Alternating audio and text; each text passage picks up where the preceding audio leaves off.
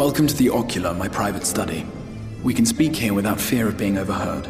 I have much to explain, but the truths which I must touch upon in doing so would cause only distress and confusion to the people of this world. Pray keep that in mind. Now, I am sure you are desperate to know the fate of your fellow scions. To put it simply, they are here in the First. Their arrival, however, was not as recent as you may imagine. Here, time flows at a different pace from that of the Source. In the space of a single hour in your home world, an entire year might pass in the First, and the reverse could also be true. The pace fluctuates without rhyme or reason, and it cannot be predicted. That said, we seem to be entering a period of near equivalence, and thus, for the moment, you need not overly concern yourself with the passage of time.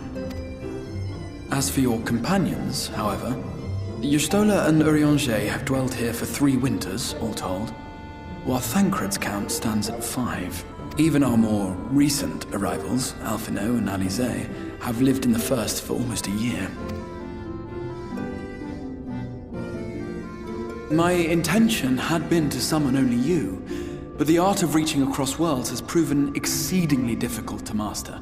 Thus it was that my fumbling hand closed upon those to whom your fate is most closely bound as well. As they were not the object of my summons, their transference was incomplete.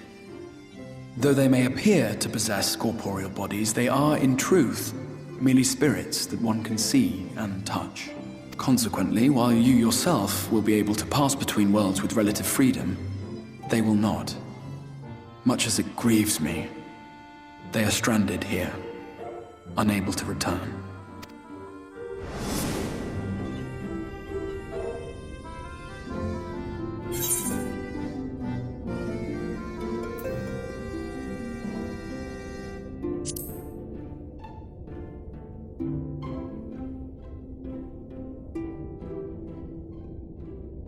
We spent every waking hour searching for a way to reverse the summoning. In the beginning, at least. As you may have surmised, however, our efforts met with little success. And then we all but abandoned the endeavor once Urianger shared with us the vision he had witnessed during his journey through the rift.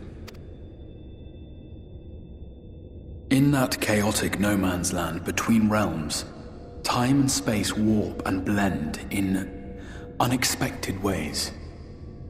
What Urianger saw was the future, that which would one day come to pass.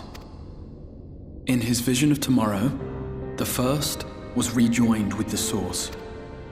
This collision of worlds brought about the 8th umbral calamity and the deaths of countless multitudes. Amongst those who perished, Urianger clearly saw the fall of the Scion's mightiest champion. He watched you die.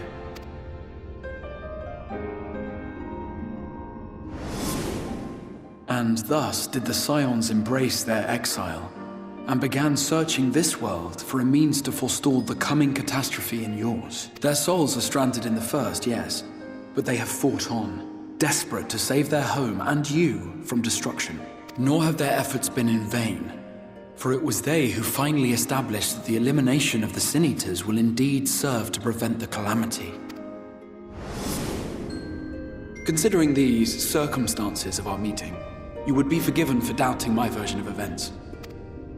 And so, before all else, I would suggest you track down your comrades and hear the tale from their lips. I shall of course be happy to assist in these reunions, and you need not make any decisions regarding your involvement until you are certain of where you stand. Meanwhile, I promise I will not rest until I have found a way to help your friends return home.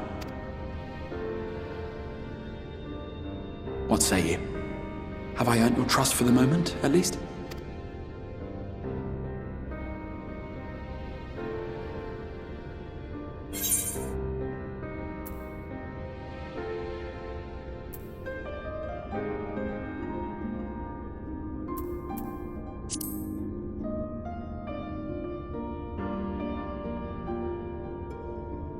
Excellent.